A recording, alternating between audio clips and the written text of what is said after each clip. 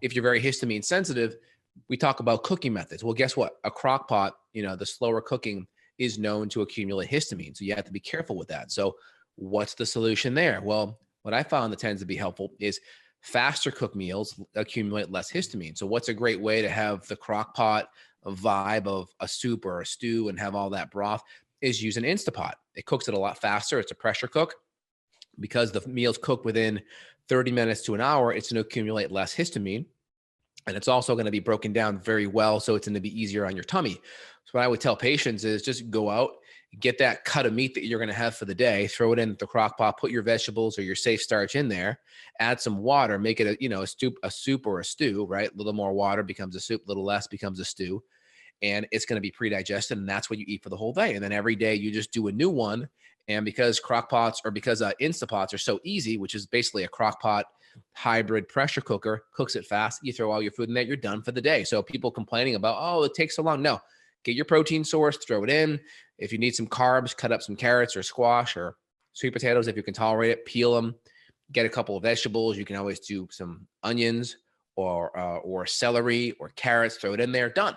That's it. That's what you have for the day. And then you can rotate your proteins each day. So you can do beef one day, lamb one day, chicken one day, pork one day, and just kind of have a rotation component to at least the meats.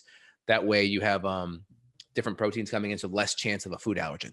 Yep. Do you want to go into specific foods now? Like, do you want to talk about, I think it's important to mention some of the fruits. Like we've got some comparisons of like lower histamine versus higher histamine fruits. So something that I actually reacted to. Well, just to kind of highlight one thing, I think it's important to put foods in categories. So when we look at histamines, there are foods that are high in histamines. Okay. Then there are foods that stimulate histamine release in the body, where they may not have a lot of histamine in it, but it may stimulate internal release. And then there are foods that block the enzyme to metabolize histamine. And there's kind of an overlap. So the enzyme to metabolize histamine is DAO, diamine oxidase. And so there are some foods that will block that. And then there are also the histamine releasing foods, and then foods that are just naturally high in histamines. And we can go over those three categories. People can wrap their heads around that. Yep. Citrus was big, and I didn't realize that avocado would be technically in the fruit category. It's always like this debate of fruit, vegetable. Okay. Anyway, avocado caused me migraine headaches, and it took me a long time to figure this out because I would have certain meats, certain veggies, and all of a sudden I would throw a little slice of avocado on there and I'd get a headache. And avocado is one of the highest in terms of fruits. It is one of the highest histamine. And now I think it contains high histamine. I'm not sure if that's one that it contributes or messes with the enzyme. I don't know what. All I know is that it's a common issue because so many people do avocado now. They throw it in smoothies. They throw it on top of your Chipotle bowls. And so I think avocado is becoming abused in paleo world, which is okay. But for me, it was an issue and I had to pull it out for about 6 weeks, reintroduced it, and then I was fine. Exactly. So I'll attach my link that I've made looking at a couple of histamine articles and kind of making a compendium. But you have your foods that are high in histamines, which we already mentioned. Avocados are on that list. So are a lot of your cured and lunch meats. So are a lot of your fermented foods, right? Sour cream, sour milk, buttermilk, sourdough bread, kimchi, sauerkraut, those kind of things. Your fermented drinks. So that could be alcohol, champagne, beer, kombucha would be on there too. A lot of your citrus fruits, aged cheese, your nuts would be on there. The big veggies that are going to be on there are going to be avocados, eggplants, spinach, and tomatoes. Smoked fish would be on there. Any of your jerkies, foods that are more preserved. So those are going to be your foods that are really high in histamine. And then your histamine releasing foods are going to be alcohol will stimulate histamine release. I mean, if you notice a lot of people that have Asian descent, they tend to get very red or flushed after alcohol. And they take Pepsid AC, which is like an H2 blocker, histamine blocker to help prevent that. So people with Asian descent tend to have sensitivity with the histamine release from alcohol. Then bananas and chocolate and cow's milk, and then nuts as well, which is remember, there's an overlap. So some of these foods that are high in histamine can also stimulate histamine release. Pineapple, your shellfish, strawberries, tomatoes, wheat germ. And then your enzyme blocking foods, your DAO blocking foods are going to be alcohol, any of your energy drinks, your teas, your mate tea, your black tea, your green tea. So anything that's going to be more stimulating or caffeine-based drink is going to stimulate more of the DAO blocking. So you won't be able to metabolize that histamine in your body as efficiently.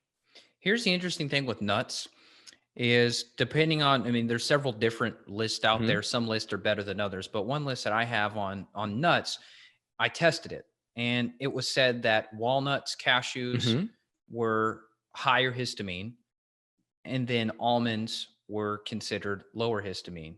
Pecans, pistachios, pumpkin seeds, macadamias, these were all considered lower. So I tested it and I noticed I was getting a headache if I did too many walnuts. So I do believe that some nuts could be okay. Like if I do almonds or almond butter, I'm fine. I have no issues at all. Whereas walnuts, even though I love them, too many can be an issue. So I don't think all nuts are off the table. I think if we just pay attention to the big ones, like according to this list I'm looking at, walnuts and cashews were the biggest. I've tested those and I could confirm I did react to those the most. And it's mainly, the problem is, and this is why it's so hard to do a podcast like this, because it's so dependent on the person. The dose that affects me may not affect you. And there may be a person listening where a small dose of like one walnut could be enough to trigger somebody. Whereas for you, it may be a cup of walnuts before you have any issue. Yeah, absolutely. But also a lot of people may be confusing histamine with just generalized food allergen issues, right? And it may not be necessarily a histamine issue. It could be just a food allergen issue. And so how would you know it's histamine versus food allergy? Well, you're going to see those typical histamine symptoms with like any of the hives, you know it's going to be histamine, right? If you notice like headaches or brain fog right after a meal, that's tough because those symptoms correlate with food allergies in general. How you would know is you just see a correlation with fermented foods, or you see a correlation with citrus foods, or just those higher histamine foods. That'd be how we know. Because coming off the bat, when I'm working with patients, we're cutting out autoimmune foods a lot of times, and maybe lower FODMAP foods, depending on their gut health. And then from there, if we start seeing a correlation with histamine symptoms, especially the ones I mentioned, and or histamine foods, then that's how I'm going to know.